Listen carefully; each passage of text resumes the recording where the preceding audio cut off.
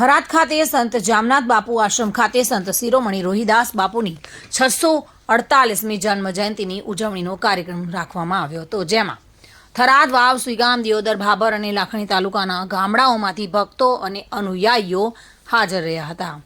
સૌપ્રથમ સંત જામનાથ બાપુના હસ્તે દીપ પ્રાગટ્ય કરીને આ કાર્યક્રમને ખુલ્લો મુકાયો હતો. જોકે વિજયભાઈ ચક્રવર્તી દ્વારા શોભાયાત્રાનું પ્રસ્થાન કરવામાં આવ્યું હતું. આ શોભાયાત્રામાં ડીજેના તાલે જય ઘોષના જયકારા સાથે તેમજ વિવિધ સંગઠનો અને સંસ્થાઓ દ્વારા શોભાયાત્રાની શોભા વધારી હતી. શોભાયાત્રા થરાદ શહેરના વિવિધ રાજમાર્ગો પર થઈને સંત જામનાથ બાપુ આશ્રમ ખાતે પરત ફરી હતી અને સભાના સ્વરૂપમાં ફેરવાઈ હતી. સભાના અંતે ભાવિક ભક્તોએ સંત જામનાથ બાપુના આશીર્વાદ મેળવ્યા હતા અને જામનાથ બાપુ આશ્રમ દ્વારા ભોજન પ્રસાદની વ્યવસ્થા કરવામાં આવી હતી, જેમાં બહોળી સંખ્યામાં ભાઈઓ અને બહેનોએ પ્રસાદનો લાભ લીધો હતો. સંત શ્રી રવિદાસ બાપુની 648મી જન્મ જયંતિ નિમિત્તે પરમ પૂજ્ય સંત શ્રી જમનાથ બાપુના આશ્રમથી ભવ્ય શોભાનું રથયાત્રાનું આયોજન કરવામાં આવ્યું.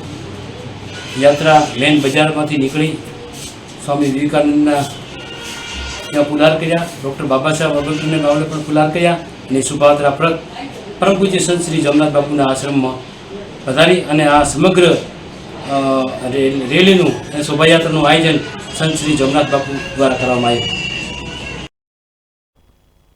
મહેન્દ્ર ઓઝા સાથે bureau report, today Gujarati news. આ સમાચાર આપને કેવા લાગ્યા? ટુડે ન્યૂઝને લાઈક, શેર અને સબસ્ક્રાઇબ કરો.